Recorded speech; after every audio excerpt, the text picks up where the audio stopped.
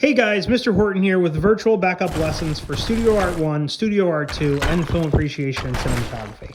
All right, so this is project grade number 3, grid method coloring. The picture needs to be fully colored. You need to show color variation, in particular with a focus on texture and color darkness. The background color is optional. If you choose to color in the background, please fully erase the grid on the background. And again, if you're confused about if you should color the background versus you shouldn't, just please ask me, send me a picture of it, and I'll tell you yes or no. This is worth 100 points. It is eventually submitted to Classroom. Okay, some tips concerning how to actually color your picture. So when I picked your source image, I picked ones that had at least 2 color variations per each color. Some of you guys have 3, some of you guys have 4 color variations. Now, any one color pencil can get at least 3 color variations. So this light blue has 3 different variations. I pressed lightly, I pressed middle, and I pressed hard, okay, to get a light, a middle, and a dark. Okay, so you can get 3 out of any one pencil depending on how much texture and pressure you put on it. Now, beware of the direction of your color. So if you were coloring a box, for example, make sure the lines are going with the lines or with the planes on each one. You're not going to want to do something like this. You're certainly not going to want to color outside the lines, and you're not going to want to leave white spots inside the colored area. Go slow, try to color everything. Now, last thing, certain color pencils do have more than one color in the box. So for example, blue has a light and a dark. So technically you do have easier options to work with the gradient here. You could technically do like a light blue and a dark blue, and then a light dark blue and a dark blue, and you could technically get 4 colors through the variation. Or if you go back to this, you technically could pull 6 colors out of these 2 pencils if you need to, but I don't think anybody has any crazy color variations where you'll need to do that. But like I said, just use your judgment, have fun with the color. Let's go on to my source image. All right, so looking at my source image here, I'm going to break up the picture into sections to make it more doable and less confusing. So the most logical way to break this up is I'm going to break it up into the 4 characters that are shown, starting with the most foreground character, Yami, who is colored mostly grays and tans, then going to Jack behind him, who has greens, and then Nozel behind him, who has blues. And then finally, Fogolion, who is mostly reds and oranges, okay? All right, so I pulled my color pencils from my color pencil box that I need for the foreground character right here. And again, I have a black because there's just a lot of blacks in the hair, and I'm probably going to do the thick black outline because it is a cartoon image.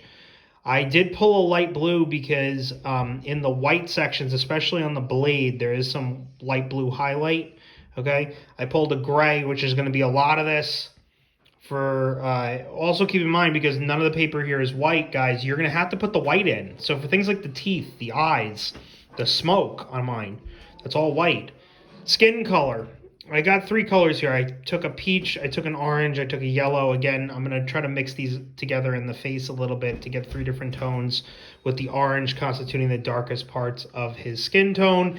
And then finally, the red and pink are primarily going to be used on his tongue. Okay, so again, I'll show this to you in a series of pictures. Be right back. All right, so starting off in the shoulder blade, I put in 2 tones of gray, and then put in a darker tone in white, and then put in the black outline and a little bit of black highlight. I went into the smoke and the teeth and the cigarette, which then I put in dark tones and light blue tones.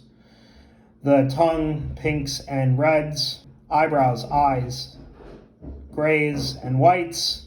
Highlights with the black color pencil, especially under the eyes. Whites on the skin tone. Peach around the whites. Oranges in the darkest parts of the skin. Black highlight on the skin itself, dark gray in the background of the hair, and white on the foreground, light gray on the foreground, dark gray on top of the light gray, black highlights, including more black lines on the hair itself. The blade, 2 tones of gray, white and light blue, black, and the highlights. All right, so for my second character here, Jack, I pulled a white and blue. Skin tones, I got a peach and an orange. For reds, I have a pink and red. 2 greens, black and a gray. Okay, so I put in whites and blues in the white sections. I put in reds and pinks in the tongue. I put in whites on the skin. I put in tans on the skin and a tan highlight on the white on the skin. I put in oranges in the darkest sections of the skin. I used dark green on the clothing green, only in 2 tones, dark green light and dark green dark. Then with the light green, I used that on the blade along with white. And then I used a blue back on the dark green on the cloth in order to differentiate it where it connected with the light green on the blade on his arm. Grays on the hair, black highlights all around. Okay, colors this time. Same colors for the skin I've been using. I have 2 blues this time. And everything else is kind of the same, minus the purple, which is going to be in some parts of this character's clothing. On to the steps. All right, so this one I had to start out by just basking the entire thing basically in white because the character is so bleached in white and frost-looking color.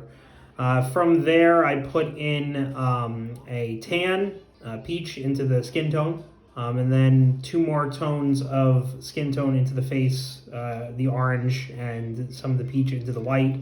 I then put light blue basically everywhere on the white in varying places. I then went to dark blue in some spots just to highlight out the hair and the blade above. I put in reds on the tongue. I put in greens on the shirt. I put in purples on the shirt. I put in grays on the blues in some spots. And then finally highlight with black all over. All right, so for the final grouping of colors that I need for the last person in the background, the only new things I'm going to be using here are brown and a yellow. Okay, so onto the steps.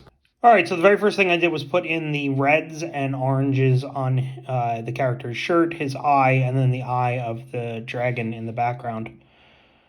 After that, I put in the browns on the arm, whites basically all over the place, tans and oranges, so skin tones and oranges onto the face, grays on the shirt and collar, and blues in some of the white spots, oranges on his hair, reds on the oranges in the hair just to round it out a little bit. The fire coming out of the dragon's mouth, and I put in some yellows on the dragon.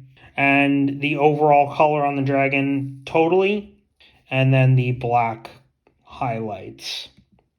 And finally the background. All right, guys, here's my final picture. And again, if you have any questions, just put a picture of your drawing into an email and email it to me. You're going to want yours to look colored and finished. I'm not going to lie, this took me a bit to do. I think it took me about 2 hours of work to finish this whole coloring. So don't expect this to be a quick thing. Remember, photograph, upload it to Classroom. It shouldn't be too bad. And remember, the focus of this project is on the texture of the coloring and the variance in the pressure of the color via shadows and things like that in the drawing itself. Good luck. Again, email me if you have any questions.